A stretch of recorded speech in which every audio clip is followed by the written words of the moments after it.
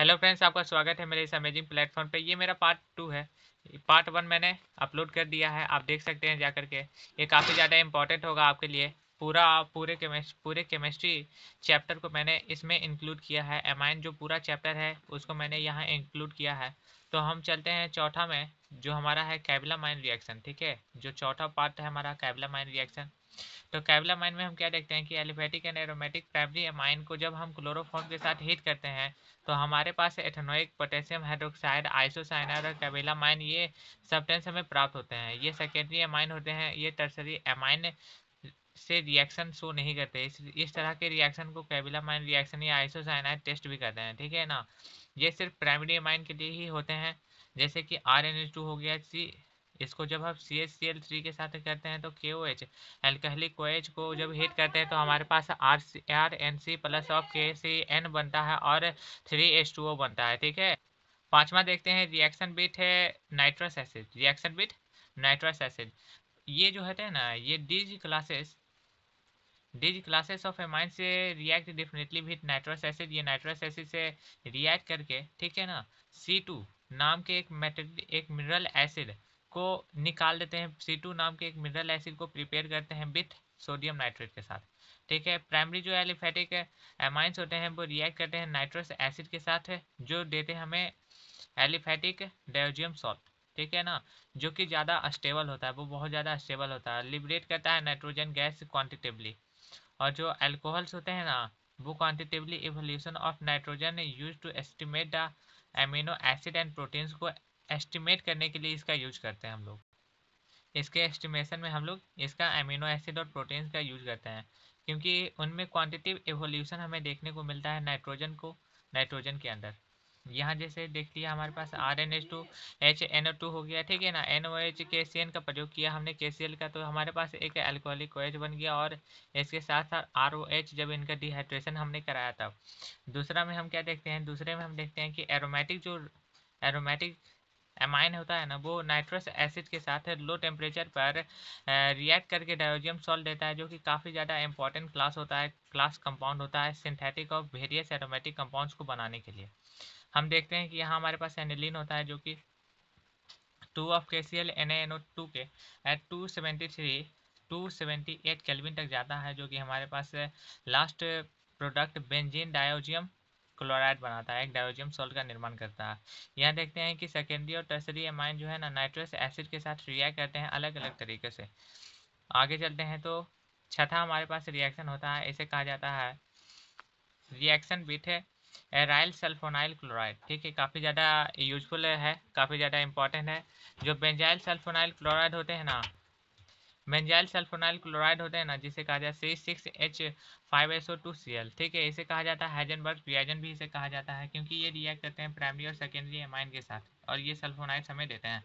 ठीक है, सल्फोनाइड्स के साथ वो रिएक्शन करवाते हैं। ठीक है, ये रिएक्शन में पहला रिएक्शन होता है कि ये रिएक्शन बेंजाइल सल्फोनाइल क्लोराइड के द्वारा होती है, जो प्राइमरी अमीन को बनाते हैं। क्या बनाते हैं जी, प्राइमरी अमीन से एन इथाइलमाइल बिजाइल सल्फोनाइल एमाइड बनाती है। ठीक है, ये काफ़ी ज़्यादा इंपॉर्टेंट होती है। हमारे पास ये कंपाउंड हो गया, ठीक है ना, इसके साथ ये वाला अटैच हुआ तो हमारे पास एन इथाइलमाइल बिजाइल सल्फोनाइमाइड बना, जो कि सोल्यूबल इन कहाँ होते हैं जी, सोल्यूबल इन एल्कली मेटल्स में, हमें एल्कली सोल्यूशन में हमें सोल्यूबल हमें देखने को मिलते हैं। आगे चलते हैं तो हम देखते हैं क्या द यहाँ हम देखते हैं कि जो हाइड्रोजन रिंग होता है यहाँ अटैच होते हैं नाइट्रोजन सल्फोनामाइड से, जो कि स्ट्रांगली एसिडिक होते हैं, और प्रेजेंस ऑफ स्ट्रॉन्ग इलेक्ट्रॉन के कारण उन्हें बेंजीनाइल सल्फोनाइल ग्रुप में ज़्यादा अटैच होते हैं। ठीक है, इसलिए द हिंस द सोल्यूबल ऑफ एल्कली के सोल्यूबल के होने के कारण इन द रिएक्शन भी सेकेंडरी एमाइन में रिएक्शन वो करवाते हैं, N di methyl benzyl sulphonyl को बनाकर देते हैं हमें। देखिए जैसे रिएक्शन ये वाला हुआ, एक ये हुआ, दोनों का यूज करके हमने N di methyl benzene sulphonamide हमने यूज किया। ठीक है, आगे चलते हैं हम, तो हमारे पास यहाँ हम देखते हैं क्या, अब फिर से हम देखते हैं क्या कि जब एन जो डाई इथाइल बेंजाइल सल्फोनामाइड होता है ना, वो कोई हाइड्रोजन एटम इससे कनेक्ट नहीं होता, नाइट्रोजन एटम से कोई हाइड्रोजन एटम कनेक्ट नहीं होता है, समझे, इसलिए ये एसिडिक कैरेक्टर शो नहीं करता और इनसोल्यूबल होता है एल्कली मेटल्स में, एल्कली सोल्यूशन में। अब तीसरा देखते हैं कि जो टर्सरी अमाइन होते हैं ना वो बेंजाइल सल्फोनाइल क्लोराइड से रिएक्ट नहीं करते। यही प्रॉपर्टी होती है एमीन की कि जो बेंजाइल सल्फोनाइल क्लोराइड है अलग अलग तरीक़ों से वो डिसइंफेक्शन ऑफ प्राइमरी सेकेंडरी और टर्सरी एमीन से काफ़ी ज़्यादा अलग होते हैं। और वो सेपरेशन होता है एमाइंस के मिक्सचर ऑफ सेपरेशन में भी अलग देखने को मिलते हैं प्राइमरी अमाइन। ठीक है। हाउएवर दिनों इन दिनों जो बेंजाइल सल्फोनाइल का क्लोराइड को ना अब पी टॉलरेन सल्फोनाइल क्लोराइड से रिप्लेस कर दिया गया है। आजकल जो साइंटिस्ट हैं अब क्या कर रहे हैं कि बेंजाइल सल्फोनाइल की जगह पे ले रहे हैं पी टॉलरेन से सल्फोनाइल क्लोराइड। ठीक है। अब सातवां रिएक्शन देखते हैं जिसे कहा जाता है electrophilic substitution reaction in amine. तो देखते हैं सिंपली हम यहाँ देखते हैं क्या देखते हैं कि we have read earlier that the aniline जो है ना रेजोनेंस से हाइब्रिड दिखाता है, 5 स्ट्रक्चर मतलब दिखाता है, हमने पहले आपको बताया था। ठीक है। जहां आप देखते हैं कि जो मैक्सिमम इलेक्ट्रॉन डेंसिटी होती है इन स्ट्रक्चर में हमें देखने को मिलती है ऑर्थो और पैरा पोजीशन पे NH2 ग्रुप लगे होते हैं जो हाई इलेक्ट्रॉन डेंसिटी के होते हैं। NH2 ग्रुप ऑर्थो और पैरा पे डायरेक्ट लगे होते हैं और पावरफुल एक्टिवेशन ग्रुप बना देते हैं। पहला जैसे ब्रोमाइनेशन हो गया, एनिलीन रिएक्ट करता है ब्रोमीन वाटर को एट द रूम टेम्परेचर पे और वाइट प्रेसिपिटेट मिलता है। और ऑफ 2 ट्राई ब्रोमो एनिलीन का वाइट प्रेसिपिटेट हमें प्राप्त होता है। जैसे यहाँ देखते हैं हम क्लियरली क्या देखते हैं एनिलीन हमारे पास होता है जो हमारे पास 3 Br हो जाता है। ठीक है ना, BrH2O हमारे पास हो गया तो 2,4,6 ट्राई मिथाइलवाइन हो गया। ठीक है। NH2Br H2O 3HBr आ गया। ठीक है ना। आगे हम चलते हैं और द मेन प्रोडक्ट हम यहाँ देखते हैं क्या the main problem encounter during the electrophilic substitution reaction में मेन प्रॉब्लम होता है एरोमेटिक रिंग से, क्योंकि ये काफ़ी ज़्यादा हाई रिएक्टिव होते हैं इसलिए। क्योंकि सब्स्टिट्यूशन में क्या होता है ऑटो और पैरा पोजीशन पे सब्स्टिट्यूशन रिएक्शन देखने को मिलता है उनके। और जब मोनो सब्स्टिट्यूटेड एनिलीन डेरिवेटिव बनाए जाते हैं ना तो काफ़ी ज़्यादा NH2 को कंट्रोल किया जाता है। ठीक है। एक्टिवेशन इफेक्ट NH2 का कंट्रोल करना पड़ता है। और ये किसके द्वारा होता है तो भाई एसाइलेशन विथ एसिटिक एनहाइड्रियस के द्वारा किया जाता है। जो सब्स्टिट्यूटेड होते हैं वो hydrolysis substituted amide of amine से किए जाते हैं, सब्स्टिट्यूट किए जाते हैं। आगे चलते हैं। हमारे पास एनिलीन होता है जो कि पेरिडीन के साथ रिएक्ट करके हमारे पास एन फिनाइलमाइन बनाता है मतलब एसिटाइनलाइड। और जो हमारे पास बियर बनाता है और एक दूसरा बियर बनाता है। तो मेजर हमारे पास ये होता है और ये हमारे पास माइनर होता है 2-ब्रोमो एनिलीन। ठीक है। और आगे देखते हैं तो हम देखते हैं क्या कि जो लोन पेयर यहाँ हमें देखने को मिलता है इलेक्ट्रॉन का नाइट्रोजन ऑफ एसिटिलाइड में जो लोन पेयर ऑफ इलेक्ट्रॉन देखने को मिलता है वो ऑक्सीजन एटम पे हमें देखने को मिलता है जो कि बाह्य रेजोनेंस के कारण हुआ है। ठीक है। Hence, the lone pair of electrons on the nitrogen is less available for the donation of benzene ring पर जो रेजोनेंस होता है वो उसमें lone pair of electrons nitrogen पर इसलिए कम होते हैं क्योंकि बेंजीन रिंग पर रेजोनेंस पहले से हो गया।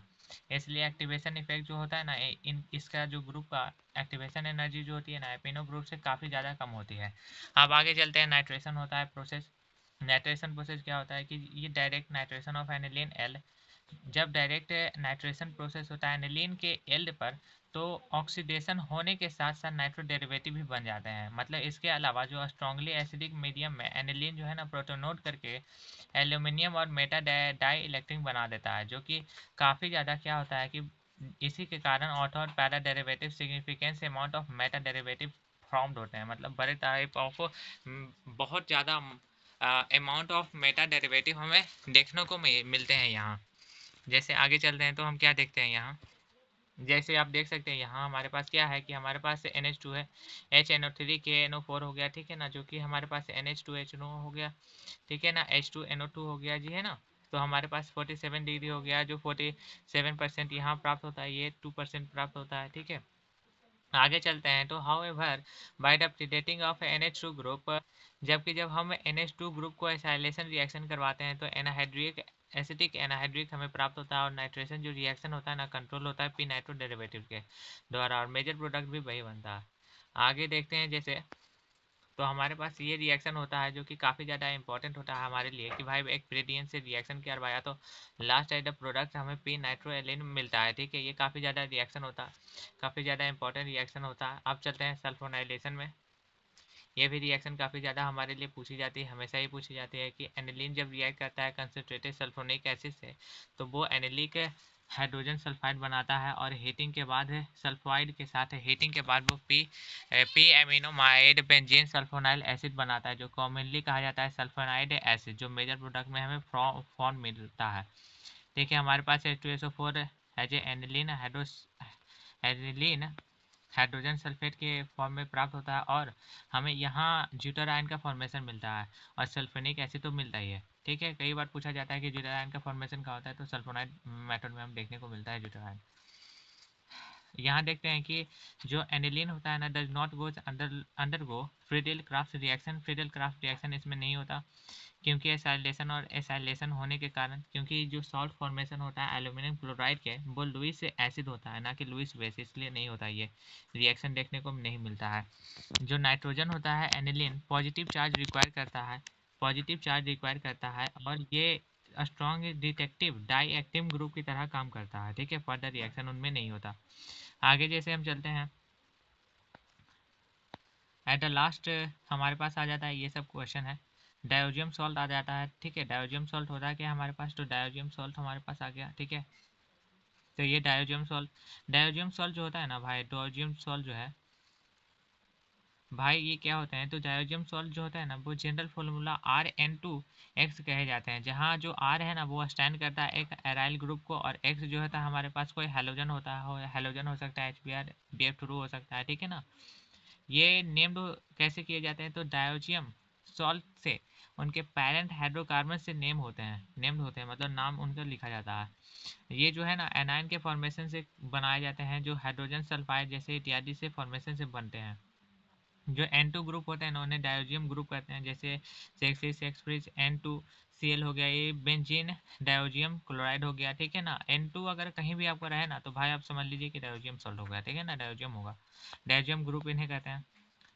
जैसे यहाँ सिंपली हम देखते हैं तो हमें क्या देखने को मिलता है कि प्राइमरी एलिफेटिक एमाइन जो होता है ना हाईली स्टेबल होता है, क्योंकि अल्काइल डायोजियम सॉल्ट हमें देखने को मिलता है। प्राइमरी एरोमेटिक एमाइन जो होता है ना वो एरिना डायोजियम सॉल्ट के कारण अनस्टेबल होते हैं। शॉर्ट टाइम भी अगर रहा ना और लो टेम्परेचर पर भी रहा ना तब पर भी उनकी स्टेबिलिटी जो है ना वो उनके रेजोनिंग के कारण डिफाइंड होती है हमेशा है। जैसे लाइक NH3 हमारे पास ट्रिपल बॉन्ड होता है जो कि हमारे पास एक एक क्या देता है जी, एक हमारे पास लोन पेयर निकल के लोन पेयर बन जाता है, तो हमारे पास एक नेगेटिव चार्ज आ गया। अब इस पर पॉजिटिव चार्ज लाने के लिए इधर नेगेटिव चार्ज देता है और लास्ट में हमारे पास फॉर्मेशन बन जाता है कार्बोकैटायन का। ठीक है ना, जो हमें देखने को मिलता है एट ए ऑटो पोजिशन पे। आगे चलते हैं तो हम देखते हैं कि जो हमारे पास बेंजीना डायोजियम जो क्लोराइड होता है वो प्रिपेयर किया जा सकता है रिडक्शन ऑफ एनिलीन से, जब नाइट्रस मिक्सचर में इसे कर दिया जाए, नाइट्रस मिक्सचर में एसिड में जब इसे दे दिया जाए तब नाइट्रस एसिड जो है ना वो रिएक्शन को बना सकता है जब सोडियम नाइट्रेट को हाइड्रोक्साइड आयन के साथ मिक्स किया जाए तब। ये जो कन्वर्जन होता है वो प्राइमरी एरोमेटिक कंपाउंड के लिए किया जाता है और डायोजियम सॉल्ट को भी हम डायोजिनेशन कहते हैं, इसका रिएक्शन को डायोजिनेशन हम कहते हैं। क्योंकि इन स्टेबिलिटी के कारण डायोजियम सॉल्ट जो है ना जनरली स्टोर नहीं होती और इमिडिएटली प्रिपरेशन के लिए यूज भी की जा सकती है। जैसे ये वाला हो गया NaOH के साथ रिएक्शन किया है हाई टेम्परेचर पे किया तो हमारे पास डायोजियम सॉल्ट इस तरह से बन गया। ठीक है, आगे चलते हैं। अब हम फिजिकल प्रॉपर्टीज़ की बात कर लेते हैं, इसके बाद सम केमिकल प्रॉपर्टीज़ की बात कर सकते हैं। जैसे बेंजीलामाइन जो होता है ना क्लोराइड होता है वो कलरलेस क्रिस्टलाइन सॉलिड हमें देखने को मिलता है। ये रैपिडली सॉल्युबल इन वाटर होते हैं और भाई ठंडे में भी स्टेबल होते हैं। पानी के साथ रिएक्ट करके भाई वो वार्मर हो जाते हैं, गर्म हो जाते हैं। ये डीकलोज होते हैं, ड्राई स्टेट में डिकम्पोज हो जाते हैं, समझे, खराब हो जाते हैं। और बेंजाइल डायोजियम जो फ्लोराइड होता है वो पानी में इनसॉल्युबल होता है और स्टेबल एट रूम टेम्परेचर होता है। केमिकल रिएक्शन देखते हैं कि रिएक्शन ऑफ डायोजियम सॉल्ट जो है ना बोर्डली डिवाइड किया गया है दो रिएक्शन पे। पहली बात तो डिस्प्लेसमेंट ऑफ नाइट्रोजन पे और दूसरा डिटेंशन ऑफ डायज ग्रुप पे। चलिए देखते हैं एक एक करके इसे समझते हैं। तो रिएक्शन जो इन्वॉल्व करता है, रिएक्शन इन्वॉल्विंग जो हमारे पास रिएक्शन होता है जो इन्वॉल्व करता है डिस्प्लेसमेंट और नाइट्रोजन को, तो आप देखते हैं यहाँ डायजियम जो ग्रुप होता है वो काफ़ी ज़्यादा गुड लिविंग ग्रुप होता है। ठीक है, जो सब्सटीट्यूट करता है अदर ग्रुप्स जैसे Cl इत्यादि ये सभी को सब्सटीट्यूट करता है। ठीक है ना, और डिस्प्लेस करता है नाइट्रोजन को एरोमेटिक रिंग से। एरोमेटिक रिंग को एरोमेटिक रिंग से किसे डिप्लेस करता है, तो नाइट्रोजन को डिस्प्लेस करता है। नाइट्रोजन जो फॉर्म करता है एक्सेप्ट करता है रिएक्शन को और गैस फॉर्म करता है, मतलब जब नाइट्रोजन निकलता है ना तो गैस के फॉर्म में निकलता है। तो इस तरह से हम देखते हैं पहला जो रिप्लेसमेंट होता है, replacement of halide from the isocyanide cyanide ion से हैलाइड का रिप्लेसमेंट हम देखते हैं कि Cl और Br और CN जो है ना न्यूक्लियोफाइल्स होते हैं जो बेंजीन रिंग पे आसानी से आ जाते हैं और प्रेजेंस होते हैं CuI आयन पे और इसे सेनमेयर्स रिएक्शन कहते हैं, जैसे AgNO3। यहाँ 3 रिएक्शन हमें देखने को मिलते हैं जो Ag ये सही, ये तीनों काफ़ी ज़्यादा इंपॉर्टेंट होते हैं हमारे पास। ठीक है, हम देखते हैं कि अल्टरनेटिवली क्या होता है यहाँ की क्लोरीन और ब्रोमीन जो है ना वो इंट्रोड्यूस किए जाते हैं बेंजीन रिंग पे आ जाते हैं और डायज़ोनियम सॉल्ट का फॉर्मेशन वो कर देते हैं। और हाइड्रोक्लोरिक जो हैलोजन एसिड होता है ना वो कॉपर पाउडर पे प्रेजेंस होते हैं, इसे गेटरमैन रिएक्शन कहते हैं, क्योंकि काफ़ी ज़्यादा इंपॉर्टेंट है आपके लिए। ठीक है, ArN2X हमारे पास होता है जो CuH2O, ArCl plus of N2O CuX हमारे पास देखने को मिलता है। ठीक है, और इसके बाद देखते हैं हम क्या कि जो एल और सैन मियर से जो रिएक्शन होता है, सैन मियर रिएक्शन जो है ना वो हमें देखने को मिलता है कि काफ़ी ज़्यादा गेटरमैन रिएक्शन को फॉलो करता है। जैसे और आगे चलते हैं तो दूसरा हमें प्राप्त होता है रिप्लेसमेंट ऑफ आयोडाइड आयन। तो आयोडीन को जैसे आसानी से रिप्लेस नहीं किया जा सकता है बेंजीन आयन से डायरेक्टली, ठीक है ना, परंतु जब डायज़ोनियम सॉल्ट इसमें सोल्यूशन में ट्रीट किया जाए ना तो पोटेशियम आयोडाइड बनाया जा सकता है। जैसे हमें ArN2Cl हो गया, कि आई से रिएक्ट किया ArCl के Cl प्लस ऑफ N2 बना। ठीक है, रिप्लेसमेंट ऑफ फ्लोराइड आयन का रिप्लेसमेंट कैसे कर सकते हैं, तब जब एरिनो डायज़ोनियम सॉल्ट क्लोराइड को ना फॉर्बिक फ्लोरोबोरिक एसिड से रिएक्ट कराते हैं ना तो एरिना डायज़ोनियम फ्लोरोबोरेट हमें प्राप्त होता है, परसिपेट दिखाता है जो कि हीटिंग इफेक्ट हमें भी शो करता है। ठीक है, एल्काइल फ्लोराइड से हीटिंग इफेक्ट शो करता है। यहाँ देखिए ArCNH2 NaCl जो है ना HbRF4 से रिएक्ट करके ArBNH4 जब इसे हीट करते हैं तो भाई ये हमें ये रिएक्शन दे देता है। चलिए अब चौथा रिएक्शन देखते हैं जो हमारे पास 4 रिएक्शन है जिसे कहा जाता है रिप्लेसमेंट बाई H। तो रिप्लेसमेंट बाई H से भी हमें देखने को मिलता है जो सर्टेन माइल्ड रिड्यूसिंग एजेंट होता है, जैसे हाइड्रोस्पोरस, जैसे हो गया हाई फास्फोरस एसिड हो गया, फॉस्फोरिक एसिड हो गया, ये सब रिड्यूसिंग माइल्ड एजेंट है जिसकी तरह वो काम करता है। ठीक है ना, जो कि अपने आप को ऑक्सीडाइज करके ना फॉस्फोरस एसिड या एथेनॉल में बदल देता है रेस्पेक्टिवली। आगे चलते हैं तो लास्ट पेज है हमारे पास। ठीक है ना, लास्ट ही पेज है अब। तो इस तरह से रिएक्शन हमारे पास होता है। ठीक है ना, देखिए 5 रिएक्शन होता है। 5th रिएक्शन होता है कि रिप्लेसमेंट ऑफ हाइड्रोक्साइल ग्रुप। तो ये टेम्परेचर पे होता है, डायज़ोनियम सॉल्ट सोल्यूशन हमें देखने को मिलता है और जो टेम्परेचर 283 केल्विन तक होती है और ये हाइड्रोलाइज होकर फिनॉल बन जाते हैं हमारे। ठीक है ना, ये देखिए ArOH फिनॉल बन गया ना। अब NO2 ग्रुप से जब रिप्लेसमेंट होता है तो क्या होता है कि जब फ्लोरोबोरेट को जो है ना डायज़ोनियम फ्लोरोबोरेट को FeO सोडियम नाइट्रेट के सोल्यूशन में प्रेजेंस किया जाता है तो डायज़ोनियम जो ग्रुप होता है ना वो NO2 ग्रुप से एमाइड ग्रुप से रिप्लेस हो जाता है। NO2 ग्रुप जो एमाइड ग्रुप है ना उससे रिप्लेस हो जाता है फाइब्रिक जो एसिड हो गया। ठीक है ना, वो रिएक्शन करके हमारा ये रिप्लेस हो जाता है NO2 एमाइड हमारे पास एज ए मेजर प्रोडक्ट आ जाता है। अब तीसरा देखते हैं, अगला देखते हैं कि जो हमारा रिएक्शन होता है ना भाई वो उसमें रिटेंशन ऑफ डायोजियम कपलिंग रिएक्शन हमें देखने को मिलता है। ठीक है, बी जो रिएक्शन है उसमें हम देखते हैं तो हमें देखते हैं क्या कि वो जो प्रोडक्ट जो है ना ऑब्टेन किए जा सकते हैं जब हम conjugate system of aromatic ring को N से जोड़ दें तब ये जो कंपाउंड होते हैं ना हम देखते हैं ऑफ्टन कलर्ड होते हैं। इसका यूज हम कलर बनाने में करते हैं। बेंजीन डायज़ोनियम क्लोराइड जो है ना फिनॉल के साथ रिएक्ट करके फिनॉल मॉलिक्यूल देता है एट ए पैरा पोजीशन पे। ठीक है, और diazonium salt P hydroxy benzene हमें देता है। ठीक है, ये रिएक्शन को कपलिंग रिएक्शन कहते हैं। ठीक है, इसे क्या कहते हैं, कपलिंग रिएक्शन कहते हैं। और इसमें क्या होता है कि रिएक्शन को डायज़ोनियम सॉल्ट में काफ़ी आसानी से बनाया जा सकता है। ये एक एग्जाम्पल होता है इलेक्ट्रोफिलिक सब्स्टिट्यूशन रिएक्शन का। ठीक है, अगर मेरा आवाज़ आपको ज़्यादा तेज़ में सुनाई दे तो भाई थोड़ा सा कम कर लीजिएगा। ठीक है, आगे जैसे इसका रिएक्शन हम देखते हैं। अगर आपको वीडियो अच्छी लग रही हो तो वीडियो को लाइक कीजिएगा, चैनल को सब्सक्राइब कीजिएगा। ये पार्ट 2 है। ठीक है ना, पार्ट 1 मैंने बनाकर अपलोड कर दिया है, आप देख कर सकते हैं जा करके। पैम्पलेट आपको मिल जाएगा, देख लेंगे। डिस्क्रिप्शन में भी ऐड मैं कर दूँगा। तो देखिए यहाँ हमारे पास से सिंपली देखिए तो N डबल बॉन्ड से हमें पी हाइड्रोक्सी बेंजीन बनता है जो ऑरेंज डाई हो और पी एनोलो बेंजीन जो येलो डाई होता है। लास्ट फॉर्म आता है इसमें हम कहते हैं कि importance of diazonium salts in synthesis of aromatic compounds. ये लास्ट हमारे पास हो गया। अब हम देखते हैं क्या कि जो एबोव रिएक्शन से हम देखते हैं कि डायज़ोनियम सॉल्ट जो होता है ना वो काफ़ी ज़्यादा गुड इंटरमीडिएट होते हैं। जब हम फॉर्म करते हैं कि ये सभी जो हमारे पास है ना एरोमेटिक रिंग पे प्रेजेंट होते हैं तो काफ़ी ज़्यादा अच्छे वो क्या होते हैं जी, हमारे पास इंटरमीडिएट होते हैं। जो हमारे पास एलाइड फ्लोराइड्स और जो आयोडाइड्स होते हैं ना, एलाइड फ्रोमाइड्स और जो आयोडाइड होते हैं ना वो हाइड्रोजिनेशन से, ठीक है, वो क्या होते हैं कि हाइड्रोजनेशन से प्रिपेयर हो जाते हैं, डायरेक्ट हाइड्रोजनेशन इनका हो जाता है, ठीक है। और साइनो ग्रुप होता है ना वो इंट्रोड्यूस किया जा सकता है नाइट्रोफिलिक सब्स्टिट्यूशन से, ठीक है। क्लोरोबेंजीन हमें प्राप्त होता है, साइक्लोबेंजीन भी हमें ऑब्टेन होता है डायज़ोनियम सॉल्ट के कारण। जो रिप्लेसमेंट होता है डायज़ोनियम ग्रुप का जो है ना हेल्पफुल होता है अनेक सारे दूसरे preparing of substituted aromatic compounds को बनाने में काफ़ी ज़्यादा यूज होते हैं। ये डायरेक्ट सब्स्टिट्यूशन होता है, सब्स्टिट्यूशन ऑफ बेंजीन होता है, ठीक है। इस तरह से हमने ये चैप्टर एमाइन का चैप्टर समझ लीजिए कि हमने 1 घंटा, समझ लीजिए कि हमने इसे 1 घंटा 20 मिनट में ख़त्म कर दिया है, ठीक है ना। अगर आपको ऐसे ही वीडियो और चाहिए तो चैनल को लाइक कीजिए, चैनल के साथ जुड़िए, ठीक है, और सब्सक्राइब कीजिए चैनल को, ठीक है।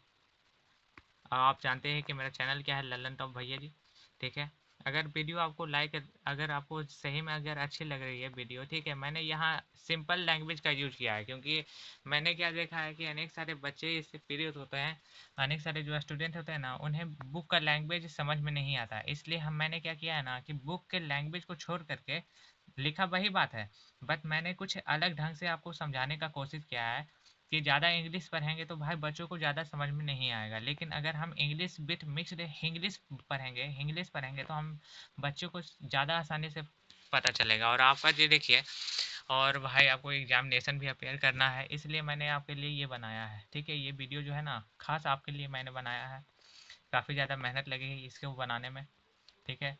और मैंने स्पीड भी इसे अच्छा खासा रखा है, ठीक है, कि मैं जल्दी जल्दी कम समय में आपका टोटल रिवीजन कर सकूं, टोटल रिवीजन दे सकूं। एनसीईआरटी बहुत सारे लोग कहते हैं ना कि एनसीईआरटी आपको 5 से 6 बार पढ़नी चाहिए, ठीक है, इसीलिए मैंने इस समस्या को देख करके आपके लिए 1.5 घंटे में ही मैंने पूरे एनसीईआरटी को कर दिया है, ठीक है। लेकिन मैंने 1.5 घंटा ज़्यादा हो जाता मेरे लिए, ठीक है, इसलिए मैंने क्या किया, इसे 2 पार्ट में बांट दिया। दोनों का ही शूटिंग मैंने एक ही दिन किया है, ठीक है। अगर चैनल आपको अच्छा लग रहा हो तो चैनल को सब्सक्राइब कीजिएगा, ठीक है। अच्छे रहिए, और अगर आप देखे हैं तो थैंक यू देखने के लिए, ठीक है। लाइक और सब्सक्राइब कीजिएगा, ठीक है।